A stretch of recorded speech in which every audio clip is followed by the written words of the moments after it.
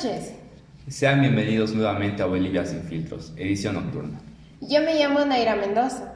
Y yo soy André Falik. Hoy sábado 21 de marzo les presentamos el especial Día Festivo Histórico del 23 de marzo, Día del Mar. Esta noche en la cual estamos juntos para presentarles un pedacito de la historia boliviana, Que aún no ha concluido. Gracias a la tecnología actual y a un grupo de historiadores, tendremos el placer de conocer a uno de los más grandes héroes de la Guerra del Pacífico.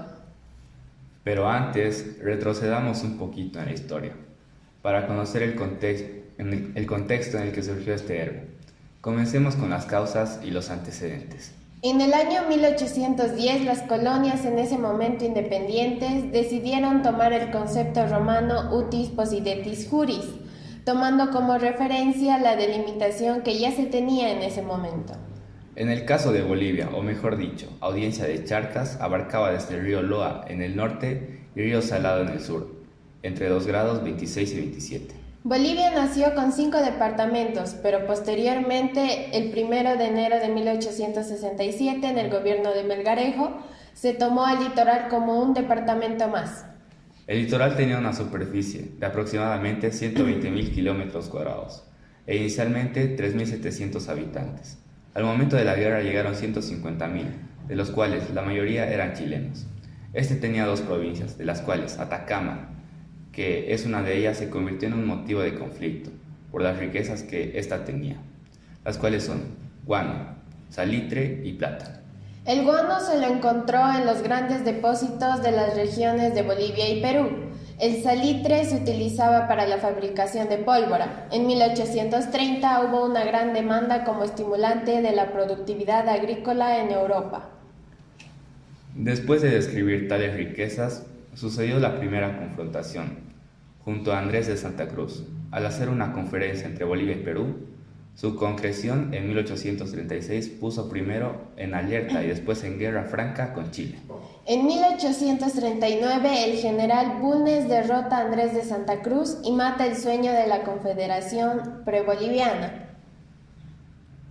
Desde 1842, empresarios chilenos, estadounidenses e ingleses comienzan a explotar las riquezas del litoral. Nuevamente los límites entre Bolivia y Chile fueron restablecidos durante el gobierno de Melgarejo, con el Tratado de 1866. Algo importante que se destaca de este tratado es que Chile estaba de acuerdo con estos, pero tristemente por un malentendido en el futuro los chilenos piensan que este fue anulado. Posteriormente, el 3 de febrero de 1873, los presidentes de Bolivia y Perú, Adolfo Balivián y Manuel Prado, firmaron el Tratado de Alianza Defensiva. Esto se debía a que Atacama y Paracatá peligraban de ser invadidos por Chile, gracias a las riquezas en común que tenían. ¿Y esto qué impacto tiene como causa de esta guerra, Nay? Buena pregunta, André. Esto se debe a que Chile se sentía menos en presencia de Bolivia y Perú juntos. Esto fue recalcado por el chileno Diego Portales en una carta al general Blanco Encalada. En esta decía: unidos estos dos estados serán siempre más que Chile. Posteriormente mencionaría que Chile está condicionado a crecer o a desaparecer. Y la causa más importante que podemos mencionar es que debido a la pésima situación económica que estaba pasando Bolivia por el año 1878, el presidente Daza impone la contribución de 10 centavos por cada quintal de salitre exportado a la empresa chilena Compañía de Salitres y Ferrocarriles de Antofagasta, la cual se rehusó a pagar debido a que Chile decía que el cobro de impuesto de 10 centavos sobre quintal exportado violaba el artículo 4 del Tratado de 1874. Por ello, dicho impuesto encontró una gran resistencia por parte de los propietarios de la empresa afectada y una cerrada defensa de su causa por parte del gobierno de Santiago, convirtiéndose en un conflicto diplomático. Gracias a ello participó el Perú, que envió un embajador especial y plenipotenciario a Santiago para tratar de evitar mediante la negociación una posible guerra. El 17 de noviembre de 1878, el gobierno de La Paz ordenó al prefecto del departamento de Cobija que hiciera efectivo el impuesto de 10 centavos establecido por la ley del 14 de febrero. Posteriormente, el 1 de febrero de 1879, el gobierno de Hilarión Daza rescinde el contrato y decide reivindicar las salitreras detentadas por la Compañía de Salitres y Ferrocarriles de Antofagasta y rematar estas últimas para cobrar los impuestos impagos desde febrero de 1878. El remate estaba programado para el 14 de febrero de 1879. Y así, querido público, es como comienza uno de los más grandes conflictos en los que se vio involucrado Bolivia. Enseguida regresamos, nos vamos a una breve pausa para continuar con el desarrollo.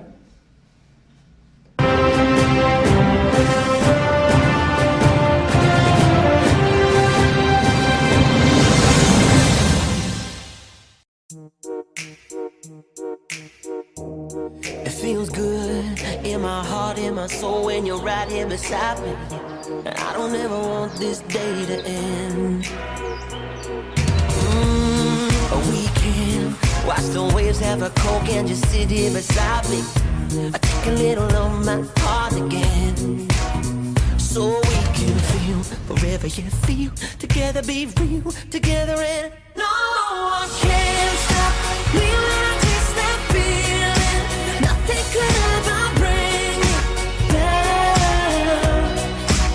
So no one can stop me when I taste that feeling. Nothing could ever bring me down. You make it easier to sing, yeah.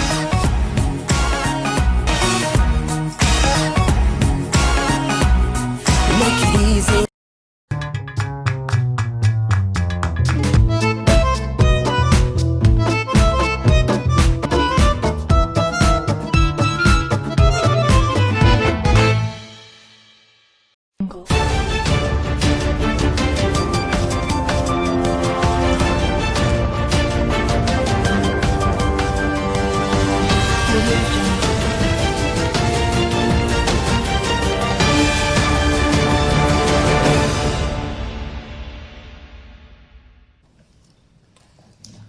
Ya retornamos de nuestra breve pausa de este especial día festivo para el 23 de marzo, Día del Mar.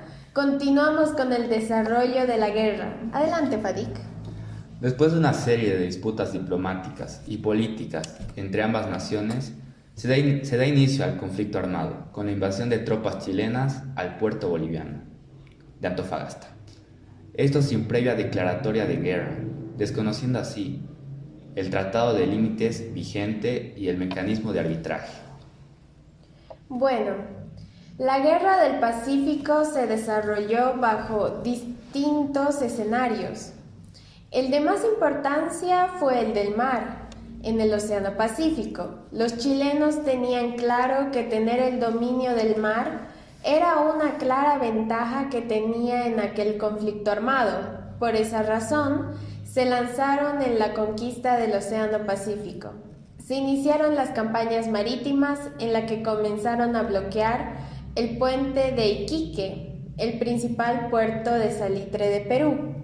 La campaña marítima del año 1879 se presentó dos combates, el combate naval de Iquique y el combate de Angamos.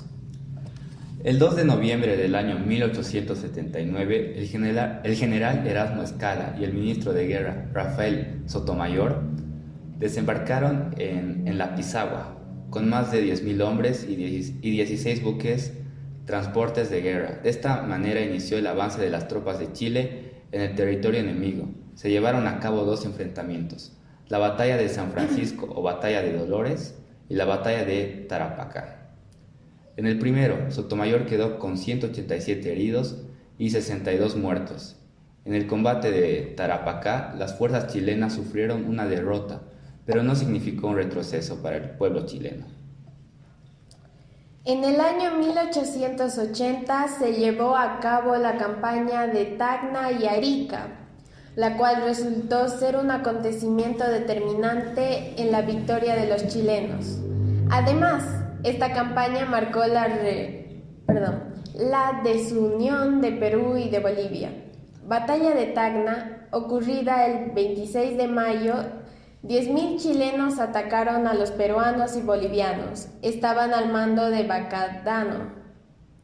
La victoria fue inminente mientras los peruanos se retiraron a Arequipa. Los bolivianos se retiraron por completo para no participar más en esta guerra.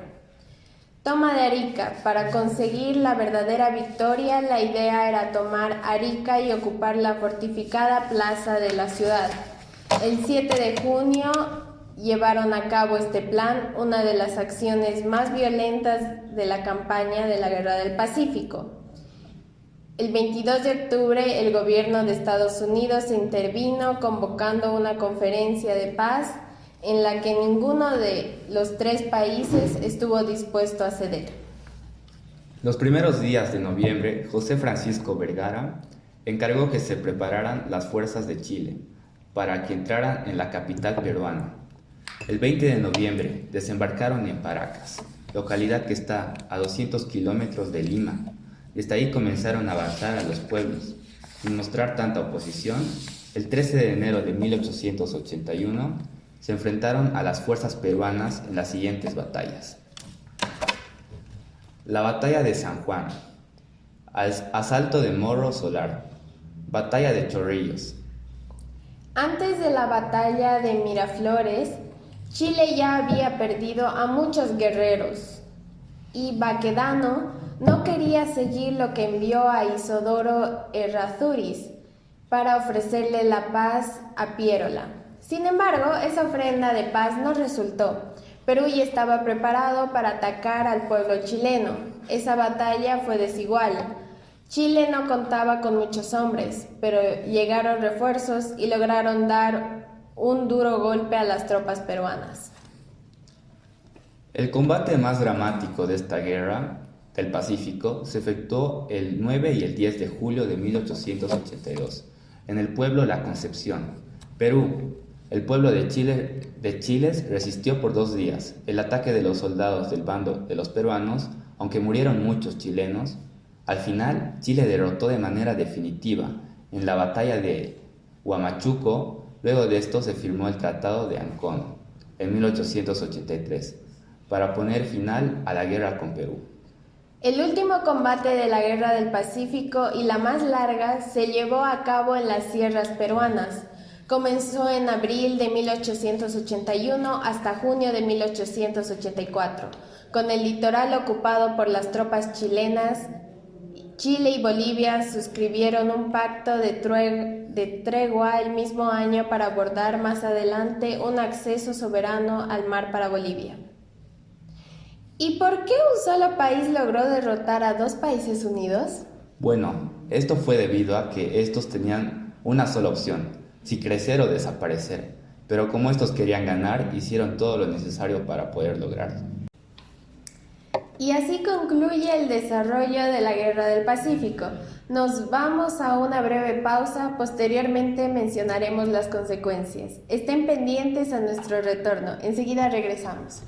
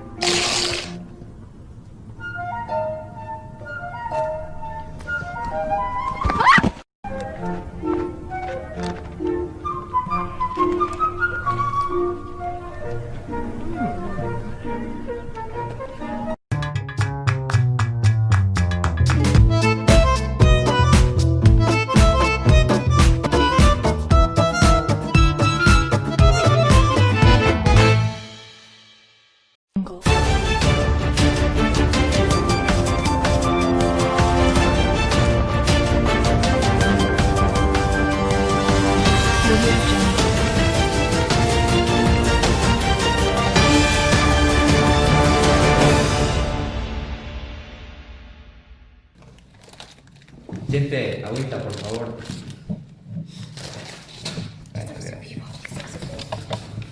Bueno, disculpen.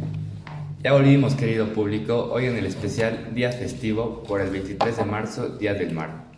Mencionaremos las repercusiones que tuvo esta guerra en el futuro. Adelante, Naira. Bueno, ¿y la guerra del Pacífico qué consecuencias trajo?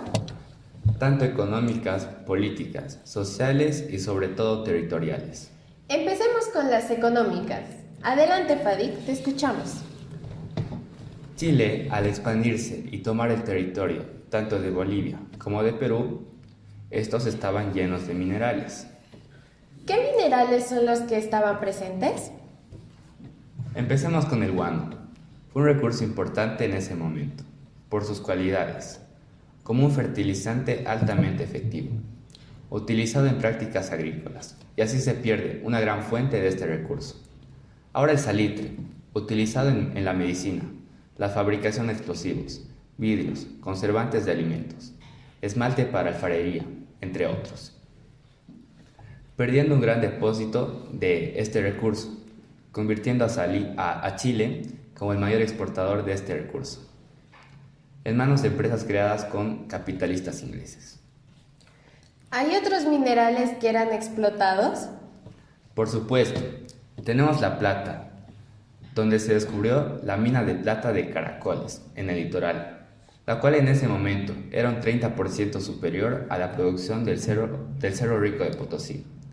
Tenemos el cobre, donde se descubrieron posteriormente una de las reservas más importantes en la región de Chuquicamata, y el litio, que es un recurso actual importante, que se encontraron en los territorios que pertenecían a Bolivia. Anteriormente se encuentran grandes yacimientos que potenciaron el crecimiento económico de Chile, entre 7% y 8% en el año 2000. También Bolivia perdió un acceso soberano al mar, así perdiendo una gran potencia de comercio marítima en el exterior. Como también tuvo que devolver todos los bienes embargados a empresas chilenas antes del conflicto. Continuamos con las consecuencias políticas. Adelante, Naira, te escuchamos.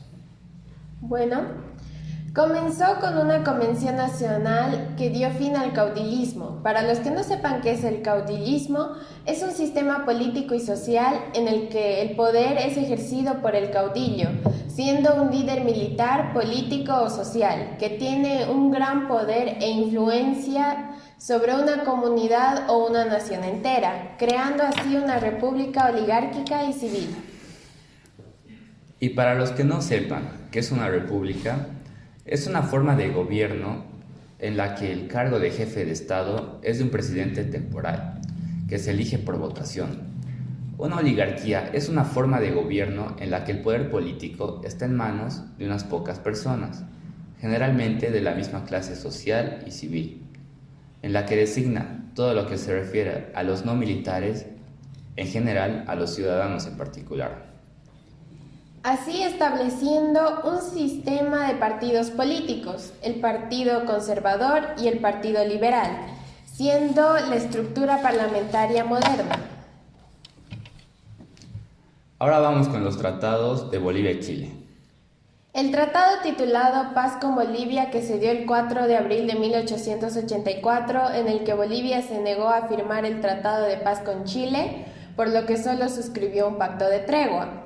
Otro de los tratados se titula Tratado de Paz-Amistad, que se dio el 20 de octubre de 1904 entre Chile y Bolivia, estableciendo los dominios de Chile sobre los territorios ocupados después de la invasión, y reconoció a favor de Bolivia el derecho de libre comercio que no llegó a realizarse. Ahora vamos con los tratados de Chile y Perú. El Tratado de Ancón, que se dio el 20 de octubre de 1883, en que las provincias de Arica y Tacna serían administradas por Chile y su soberanía sería definida por un plebiscito de 10 años, cual no se logró llevar a cabo. Finalmente, el Tratado de Lima, que se dio el 3 de junio, donde se estableció que Perú se quedaría con Tacna y Chile se quedaría con Arica. Al saber esto, nos lleva a las consecuencias territoriales. Bolivia perdiendo la provincia marítima Atacama y Perú Tarapacá, Comarica, sumando esos territorios a Chile, que en un total aproximado de 180.000 kilómetros cuadrados. Y por último, las consecuencias sociales. Adelante, Fadik. Una de las consecuencias de la guerra fue la disminución de la población, tanto para Bolivia como para Perú, aproximando a 15.000 víctimas mortales, siendo militares como civiles. Por último e importante, gobierna la oligarquía sembrando así una brecha social futura, viendo así la desigualdad entre clases.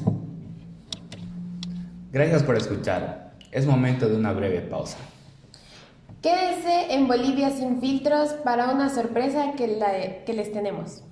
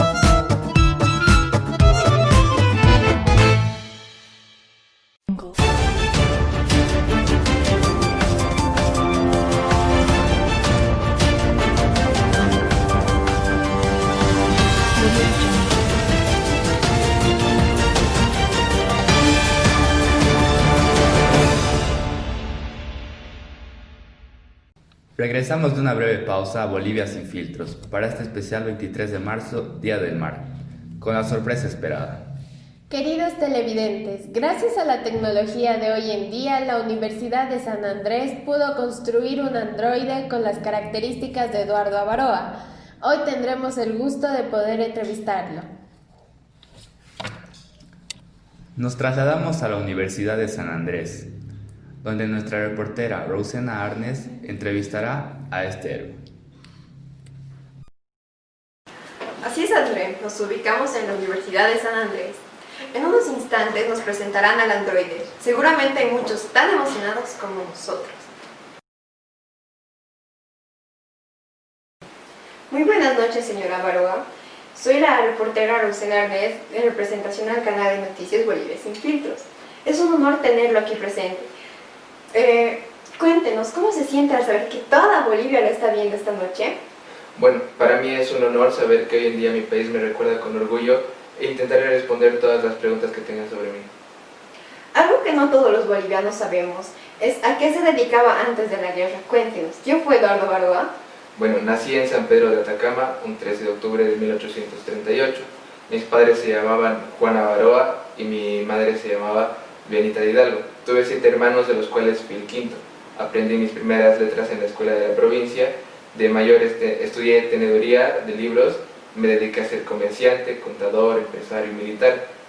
Me casé con Irene Rivero, con ella tuve 5 hijos. Fui miembro del Consejo Municipal de San Pedro de Atacama y trabajé en una mina de plata